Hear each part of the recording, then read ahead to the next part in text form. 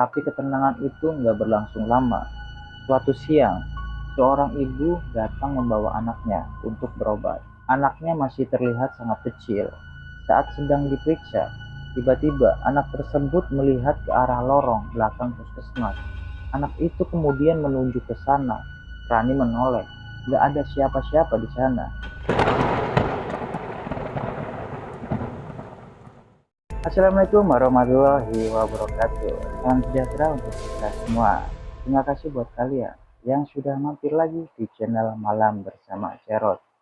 Kali ini saya akan melanjutkan kisah Rani, seorang bidan muda yang mendapat penempatan di kampung terpencil Sukamukti. Setelah kejadian aneh yang dialami di puskesmas pada malam itu, Rani mulai menyadari bahwa ada cerita lama yang ternyata masih belum selesai. Buat kalian yang belum nonton part 1, saya sarankan tonton terlebih dahulu agar ceritanya lebih nyambung.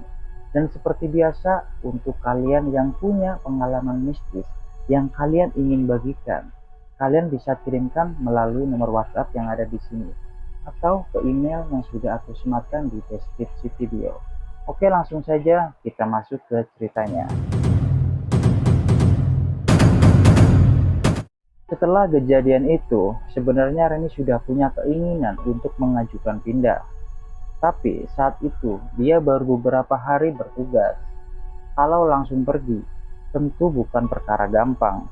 Apalagi Rani masih merasa punya tanggung jawab terhadap pekerjaannya. Jadi mau gak mau, Rani mencoba bertahan. Meskipun sejak malam itu ada dua hal yang terus terbayang di pikirannya. Perempuan hamil yang datang ke puskesmas, dan suara tangisan bayi yang sampai sekarang masih terngiang di telinganya. Pagi harinya Rani bangun lebih awal. Tidurnya nggak nyenyak sama sekali. Beberapa kali dia terbangun karena merasa seperti mendengar suara dari luar kamar. Tapi setiap kali membuka matanya, semuanya kembali sunyi. Rani kemudian bersiap seperti biasa. Saat keluar kamar, Ningsih sudah berada di dapur. Ningsih sempat melihat wajah Rani yang terlihat sangat pucat. Dia kemudian bertanya apakah Rani bisa tidur. Rani cuman bilang kurang nyenyak. Sebenarnya Rani masih ingin menceritakan lagi kejadian di puskesmas, tapi dia sendiri bingung harus mulai dari mana. Akhirnya Rani memilih diam, sampai matanya melihat benda kecil yang berada di meja dekat kamar Maksumi. Gelang bayi. Benda itu masih ada di sana. Rani kemudian mengambilnya. Dia memperhatikan gelang tersebut beberapa saat. Sepertinya gelang itu sudah lama sekali warnanya kusam, dan bagian pengaitnya juga sudah nggak bagus. Rani kemudian bertanya kepada Ningsih, apakah dia pernah melihat gelang itu sebelumnya. Ningsih langsung menggeleng. Katanya benda itu bukan milik dirinya, bukan juga milik Maksumi. Dan selama tinggal di rumah tersebut, dia nggak pernah melihat gelang itu. Rani kemudian bertanya, mungkin saja gelang itu milik anak saudaranya atau warga yang pernah datang ke rumah itu. Ningsih juga nggak tahu. Jawabannya sederhana, tapi justru membuat Rani semakin nggak nyaman. Karena gelang tersebut ditemukan setelah mereka mendengar suara tangisan bayi malam sebelumnya. Rani kemudian menyimpan gelang itu. Dia mencoba nggak terlalu memikirkannya. Bagaimanapun juga, dia masih harus bekerja. Sebelum Rani berangkat, Ningsih akhirnya membuka sedikit cerita. Dia bilang sebenarnya bukan cuma Rani yang pernah mengalami kejadian aneh di sekitar puskesmas. Dulu pernah ada petugas kesehatan yang tinggal di rumah itu juga. Orangnya sudah lama pergi dari Sukamukti. Waktu itu masih tinggal di sana. Orang tersebut beberapa kali mengeluh mendengar suara bayi menangis pada malam hari. Pernah juga melihat seorang perempuan berdiri di sekitar halaman puskesmas. Waktu itu, Ningsih masih belum terlalu mengerti. Dia menganggap mungkin petugas tersebut cuma kelelahan. Tapi setelah Rani mengalami hal yang hampir sama, Ningsih mulai merasa cerita itu mungkin memang ada hubungannya dengan sesuatu yang pernah terjadi di kampung tersebut. Rani kemudian bertanya siapa perempuan itu. Ningsih cuma menjawab satu nama, Sari. Nama yang sebelumnya sudah disebutkan Pak Darto. Rani kemudian bertanya, apa yang terjadi pada Sari? Ningsih nggak tahu banyak. Dia cuma tahu Sari meninggal saat mengalami masalah ketika melahirkan. Katanya kejadian itu sudah cukup lama, bahkan sebelum Ningsih lahir. Rani kemudian bertanya, kenapa cerita tentang Sari masih sering dibicarakan? Ningsih menjawab, karena beberapa warga pernah melihat perempuan yang mirip dengan Sari setelah kejadian tersebut. Tapi Ningsih sendiri nggak pernah melihatnya. Rani kemudian diam. Dia mulai berpikir, mungkin kejadian malam itu bukan sesuatu yang hanya dia alami karena kelelahan. Tapi dia juga belum berani menyimpulkan apapun. Hari itu Rani tetap berangkat bekerja. Pak Darto datang menjemputnya. Seperti biasa, dalam perjalanan Rani lebih banyak diam.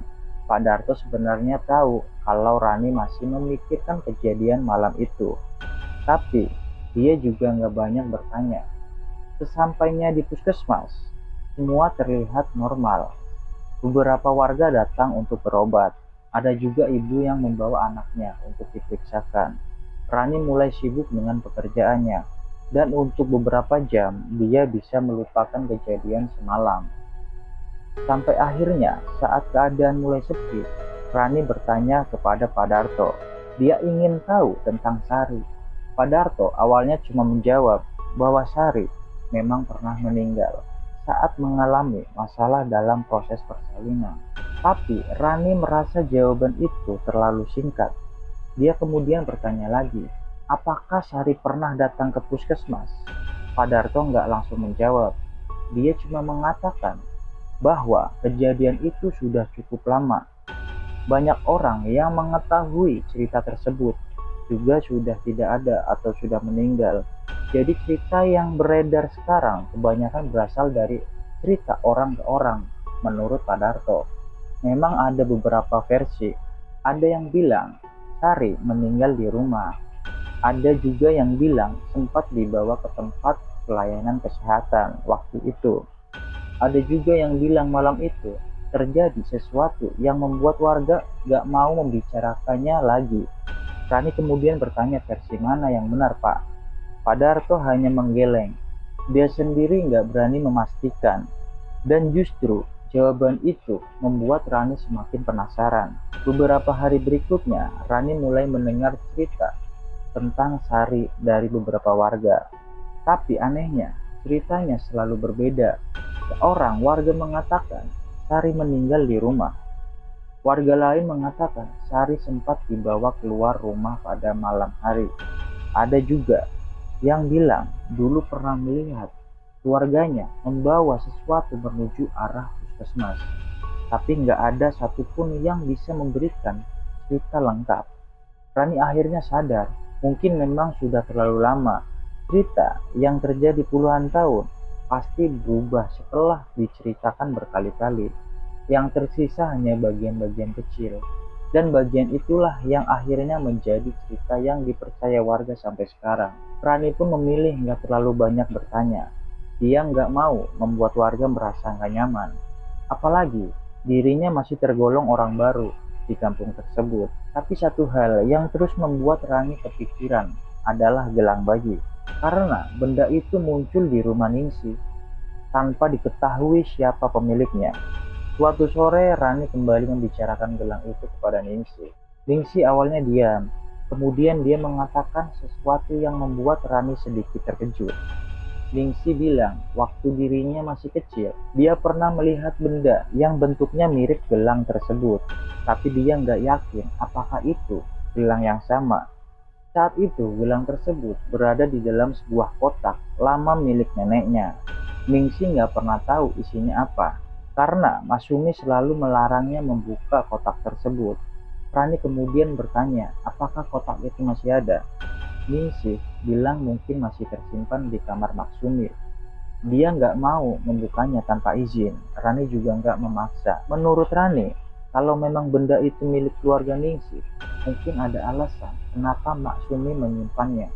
Dan kalau memang berkaitan dengan Sari, mereka juga nggak bisa memastikan sebelum Maksumi sendiri memberi penjelasan. Jadi untuk sementara, Rani memilih membiarkannya. Malam itu Rani sempat duduk di kamar Maksumi. Wanita tersebut masih terlihat lemah seperti biasanya. Rani kemudian memperlihatkan gelang bayi yang selama ini dia simpan. Begitu melihat gelang tersebut, Masumi langsung terdiam. Tatapannya cukup lama tertuju pada benda itu. Rani kemudian bertanya, apakah Masumi tahu pemilik gelang tersebut? Masumi nggak menjawab. Tangannya justru bergerak pelan. Dia menunjuk gelang tersebut, kemudian menunjuk ke arah luar rumah. Setelah itu dia menggeleng. Rani nggak benar-benar memahami maksudnya. Ningsih yang berada dekat mereka juga nggak mengerti. Akhirnya Rani nggak melanjutkan pertanyaannya.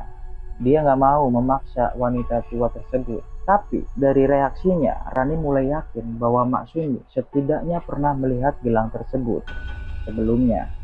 Dan mungkin dia tahu sesuatu tentang cerita Rani. Hanya saja belum ada yang tahu apa. Beberapa malam setelah itu justru nggak ada terjadi apa-apa. Rani mulai merasa sedikit lega. Dia bahkan sempat berpikir, mungkin kejadian malam pertama di puskesmas memang cuma kebetulan. Mungkin karena suasana tempat yang sepi, dan mungkin karena dirinya masih belum terbiasa tinggal di daerah seperti Sukamukti. Rani bahkan mulai memikirkan untuk tetap bertugas sampai masa penempatannya selesai. Tapi ketenangan itu nggak berlangsung lama. Suatu siang, seorang ibu datang membawa anaknya untuk berobat. Anaknya masih terlihat sangat kecil. Saat sedang diperiksa, tiba-tiba anak tersebut melihat ke arah lorong belakang puskesmas. Anak itu kemudian menunjuk ke sana. Rani menoleh. Gak ada siapa-siapa di sana. Rani bertanya kepada ibunya, apakah ada orang lain yang datang bersama mereka? Ibu tersebut menjawab tidak ada. Anaknya kemudian kembali melihat ke arah lorong, lalu mengatakan sesuatu yang sederhana. Dia bilang, ada seorang ibu berdiri di sana. Rani kembali menoleh. Tetap nggak ada siapa-siapa.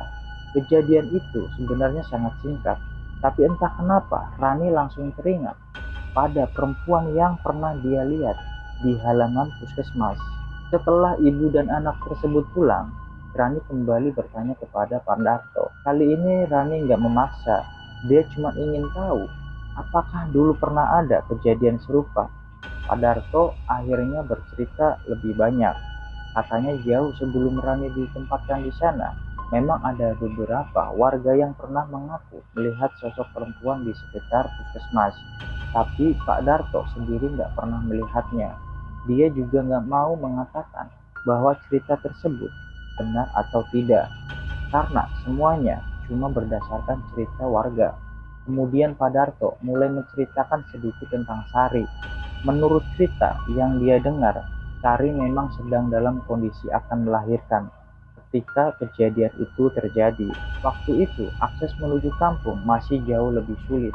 Sari terlambat mendapatkan pertolongan. Kondisinya semakin buruk, dan pada akhirnya, Sari maupun bayinya gak berhasil diselamatkan. Tapi, Pak Darto mengatakan ada satu hal yang aneh. Cerita tentang tempat Sari mendapatkan pertolongan selalu berbeda. Ada yang bilang di rumah, ada yang bilang di rumah warga, ada juga yang menyebut bangunan pelayanan kesehatan lama. Gak ada yang benar-benar bisa memastikan. Rani kemudian bertanya, kenapa semua orang seperti menghindari cerita tersebut? Pak Darto hanya menjawab bahwa mungkin karena kejadian itu terlalu berat untuk dibicarakan. Setelah mendengar cerita tersebut, Rani sebenarnya mulai merasa cukup. Dia nggak mau mencari tahu lebih jauh. Baginya, tugas utama tetap bekerja sebagai bidan, bukan mencari tahu kejadian yang sudah berlangsung puluhan tahun. Dia juga mulai berencana mencari tempat tinggal lain, bukan karena dia ingin meninggalkan pekerjaannya, tapi dia merasa mungkin akan lebih tenang kalau tinggal di tempat lain. Ningsih memahami keputusan tersebut. Mereka justru semakin sering berbicara. Ningsih bilang sebenarnya dia juga sering merasa rumahnya terlalu sepi, apalagi sejak tinggal berdua sama Maksumi. Tapi karena sudah terbiasa, dia memilih menjalani semuanya seperti biasa. Rani mulai memahami kenapa Ningsih nggak pernah banyak bercerita. Bukan karena Ningsih sengaja menyembunyikan sesuatu, tapi karena mungkin bagi warga Sukamukti, cerita seperti itu sudah menjadi bagian dari kehidupan mereka. Mereka memilih diam dan menjalani hari seperti biasa. Malam sebelum Rani berencana mencari tempat tinggal baru, sesuatu kembali terjadi. Sekitar tengah malam, Rani mendengar suara langkah kaki di depan kamarnya, pelan, seperti seseorang berjalan tanpa alas kaki. Rani mengira Ningsih, tapi ketika membuka pintu, Ningsih ternyata juga baru keluar dari kamarnya. Mereka saling melihat. Gak ada siapa-siapa di lorong. Tapi pintu kamar Maksumi terbuka. Padahal sebelumnya Ningsih yakin sudah menutupnya. Mereka kemudian masuk. Maksumi masih berada di tempat tidurnya. Wanita tua itu terlihat terbangun. Tangannya memegang sesuatu. Rani langsung mengenali benda tersebut. Gelang bayi. Gelang yang selama ini berada di tempat Rani menyimpannya. Rani langsung merasa bingung. Dia yakin gelang tersebut sebelumnya ada di kamarnya. Ningsih juga terlihat pucat. Rani kemudian mendekati Maksumi, tapi Maksumi hanya menggenggam gelang itu erat-erat.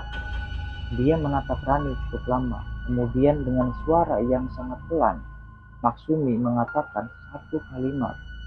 Dulu dia datang ke sini. Rani terdiam. Ningsih juga nggak langsung memahami maksudnya. Rani bertanya siapa yang dimaksudnya.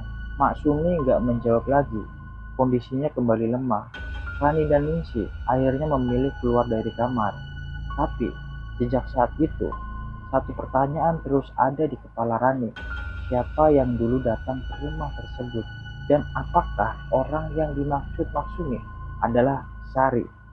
Keesokan harinya Rani tetap berangkat bekerja. Tapi pikirannya nggak bisa lepas dari ucapan Maksumi. Dulu dia datang ke sini. Kalimat pendek itu justru lebih membuat Rani penasaran dibanding semua cerita yang dia dengar sebelumnya. Rani mulai mengingat kembali semua kejadian sejak pertama kali datang. Suara perempuan tua di kamar mandi, perempuan hamil di halaman puskesmas, pasien perempuan yang datang malam-malam, dan tangisan bayi, gelang yang tiba-tiba muncul, dan sekarang ucapan Maksumi. Semuanya memang terlihat seperti saling berhubungan, tapi Rani sadar dia belum punya bukti apapun. Karena itu, dia nggak mau mengambil kesimpulan sendiri.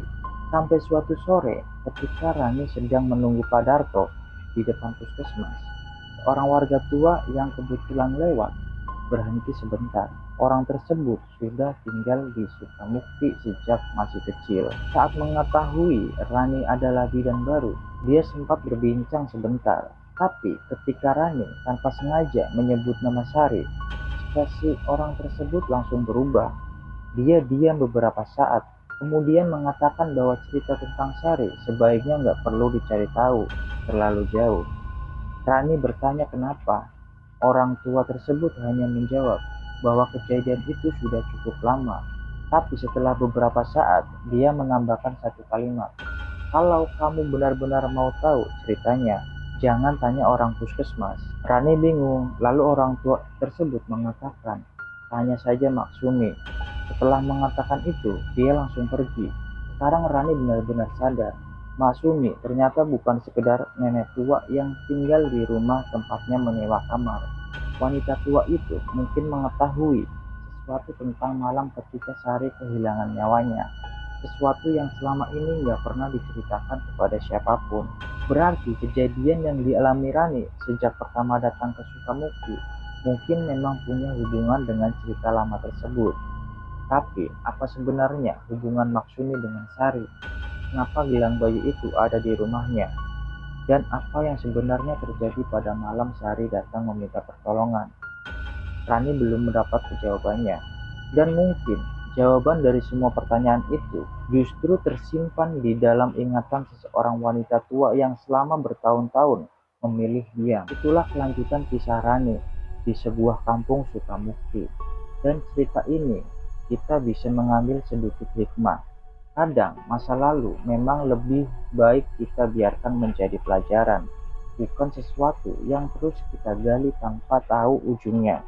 Karena semakin dalam seseorang mencari sebuah jawaban, kadang semakin banyak hal yang justru harus dia hadapi.